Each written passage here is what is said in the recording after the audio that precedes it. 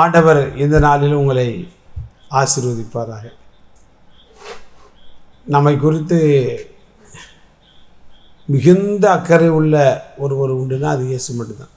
நாம் நினைப்பீங்க அம்மா அப்பா எங்களை பற்றி அக்கறைப்படுறாங்க. வாஸ்தவம் தான், இல்லைன்னா சொல்லலை.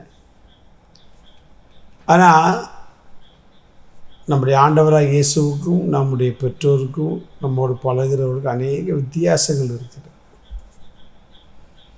இப்போ பேரண்ட்ஸோ நம்முடைய நட்பு வட்டாரமோ நம்முடைய உறவுகளை பற்றி நம்ம என்ன செய்தாலும் அதுக்கு சப்போர்ட் பண்ணுவாங்க. ஆனால் நாம் ஆராதிக்கிற நம்முடைய தேவன் அப்படிப்பட்டவர் அல்ல. அவர் நம்ம மேலே ரொம்ப அக்கறை உள்ளவர். இவர்களை காட்டிலும் நம்மளை யாரெல்லாம் அக்கறை கொண்டிருக்கிறார்கள் என்று நாம் நினைக்கிறோமோ அவர்கள் எல்லாரையும் காட்டிலும் ஆண்டவர் நம்ம மீது ரொம்ப அக்கறை வச்சிருக்கிறார். அதுக்காக தான் அவரே வந்து தம்முடைய இரத்தத்தை சிந்தி நமக்கு ஒரு மீட்பை கொடுத்தார். இந்த காலை பொழுதிலே நம்முடைய ஆண்டவரை குறித்து நான் நன்றாக இருந்தேன். அவருடைய எல்லாரையும் காட்டி நம்ம மேலே அவர் அக்கறை கொண்டார் என்பது எப்படி பாஸ்டர் அப்படி கேட்டிங்கன்னா அதுக்கு நிறைய காரியங்கள் இருக்குது. அதில் ஒரு காரியத்தை வேணால் நம்ம பார்க்கலாம். ஏன்னா அவருடைய அன்பை விவரிப்பதற்கு எத்தனை நாவுகள் இருந்தாலும் போதாது, எவ்வளவு ஆயுசு நாட்கள் இருந்தாலும் போதாது. அவர் கேரக்டர் நம் மீது அதிக அக்கறை கொண்டவர் என்பதை ஒரு வசனத்தின் மூலமாக நம்ம பார்ப்போமே. அப்போ சார் இப்போ தெசலோனிக்கர் முதலாம் நிருபம் 1 தெசலோனிக்கர் 4ஆம் அதிகாரம் 7வது வசனத்தில் வாசிக்க. தேவன் நம்மை அசுத்தத்திற்கு அல்ல பரிசுத்தத்திற்கே அழைத்திருக்கிறார்.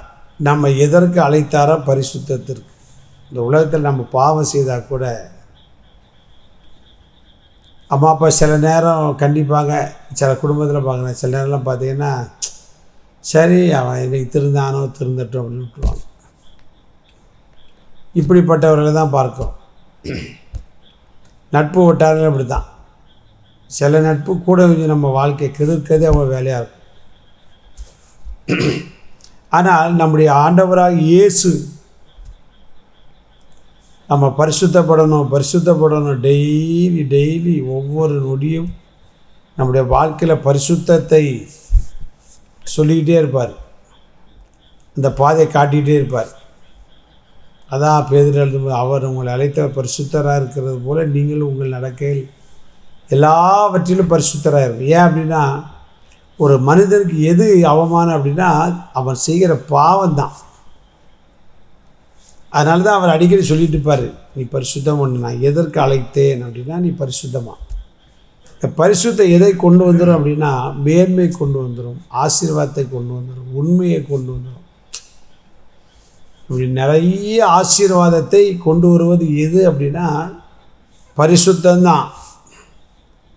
நம்ம பரிசுத்தமாக இருக்கும்போது நிறைய பேருக்கு நம்ம பிடிக்கும்.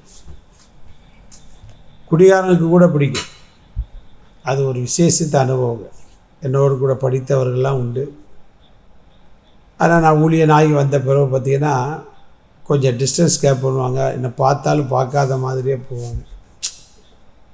அப்படிலாம் ஒரு சிலர் பிடிச்சி கேட்டால் இல்லை, சில பேர் நீன்னு பேசுவாங்க, சில பேர் நீங்கன்னு பேசுவாங்க. என்னுடைய நண்பர்கள், நீ அப்படிலாம் பேச வேண்டாம்ப்பா, பேரை சொல்லியே பேசுறது இல்லை, நீங்கள் இப்போ இருக்கிற இடம் வேறு, நாங்கள் இருக்கிற இடம் வேறு.